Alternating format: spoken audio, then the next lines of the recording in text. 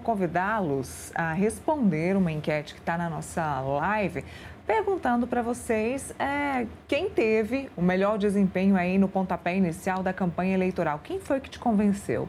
O presidente Lula ou o candidato Flávio Bolsonaro? Então, coloque aí para a gente a sua resposta. Eu quero saber a sua opinião sobre o pontapé inicial das campanhas eleitorais dos dois primeiros, né, colocados nas pesquisas de intenção de voto. Daqui a pouquinho a gente volta para ir atualizando os números para vocês. Bom, quero chamar o Felipe para a gente falar um pouquinho sobre economia e outros pontos dos planos de governo que os candidatos falaram aí no primeiro dia de campanha, todos eles, de Lula até Renan.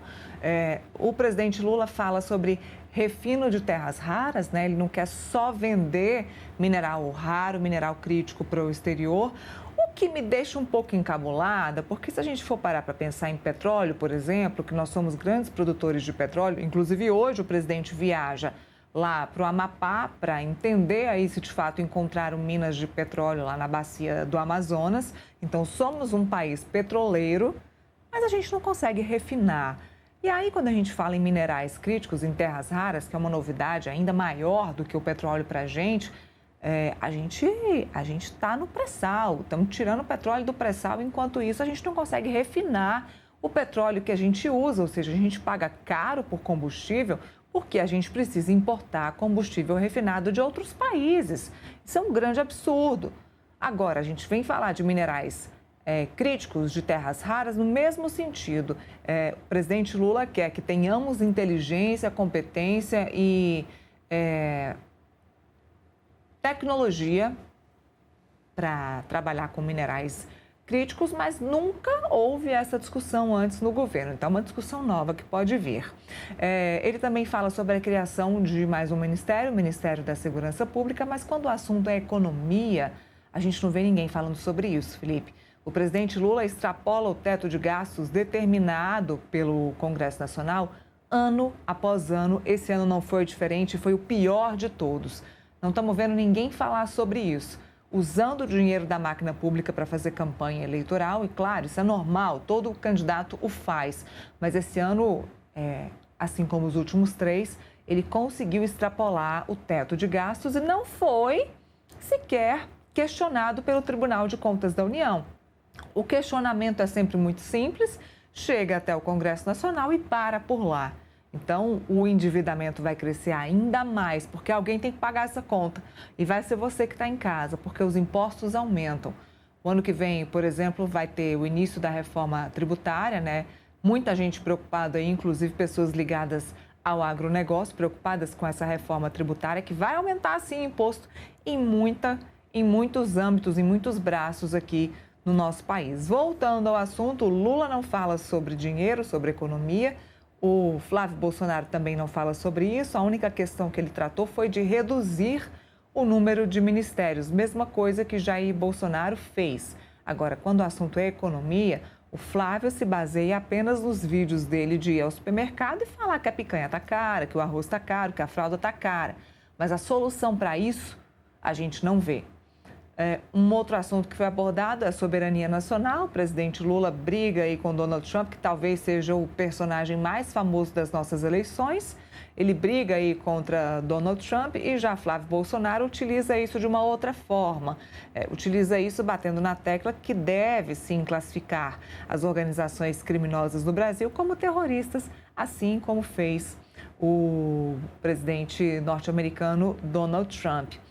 O candidato Romeu Zema, de Minas Gerais, também bate nessa tecla de que o Brasil vem trabalhando de uma forma muito ruim com os demais países, inclusive com os Estados Unidos. Então, temos aí proposta de tudo quanto é jeito. Agora, quando o assunto é dinheiro, orçamento e como as coisas vão mudar nesse sentido, a gente não viu ninguém falar sobre isso. Então, teve alguma proposta aí que encheu os seus olhos?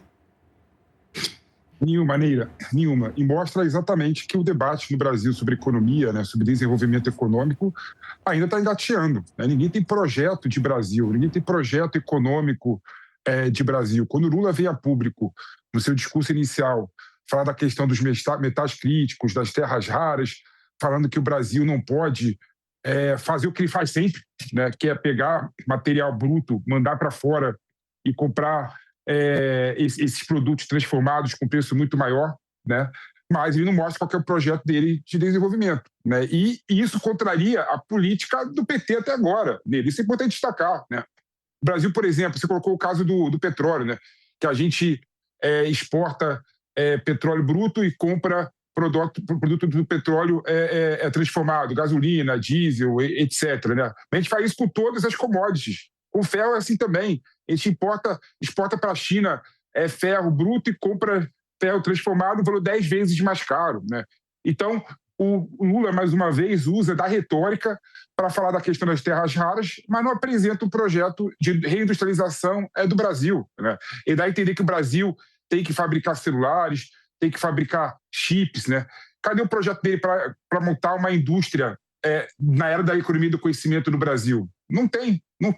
É mais retórica vazia que contraria, vale lembrar, o projeto dele até agora. Até porque ele não conseguiu fazer uma indústria transformadora na economia do Brasil, infelizmente. Né? Aí você vê os outros candidatos, né? Os candidatos também não colocam o planejamento da economia no setor do debate. A gente sabe que a economia vai ser um fator importantíssimo nessas eleições. Eu não creio que vai ser tão mais importante que o tema da segurança pública, mas vai ser importante quando você vê, por exemplo, que o custo das famílias aumentaram. Dificilmente você vai no mercado com R$100 e você consegue comprar muitos alimentos. O preço do café está lá em cima, o preço do arroz, feijão aumentaram também.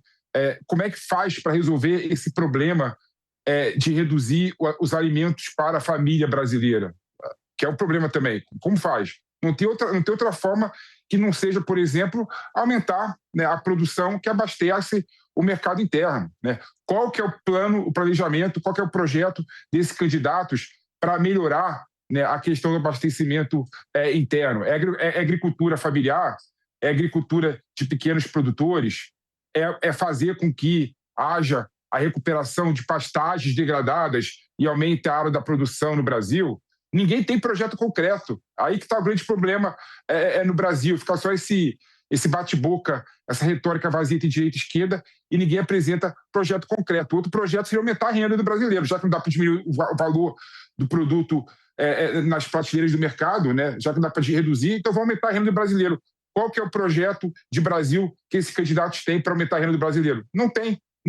Então fica nessa retórica barata, Neila, entre os candidatos que não têm proposta na área econômica e não tem proposta de desenvolvimento econômico para o Brasil. E quando você vê esse discurso do Lula, que está praticamente mais de 20 anos no poder, né, com o PT, ele, depois a Dilma, né, agora ele de novo indo para o possível quarto mandato, você vê que o problema do Brasil de desenvolvimento econômico não dá para não deixar nas costas também do governo dele também, né, Neila? Exatamente. Vamos ver se tem alguma coisa nova, né? 4 mandatos, gente, já era para ter mudado esse país, né? Vamos ver se tem uma novidade aí no governo Lula, porque 4 mandatos sem mudar esse país, sem trazer estrutura para um país, sem melhorar a saúde e a educação, que é o básico, fica complicado de votar de novo.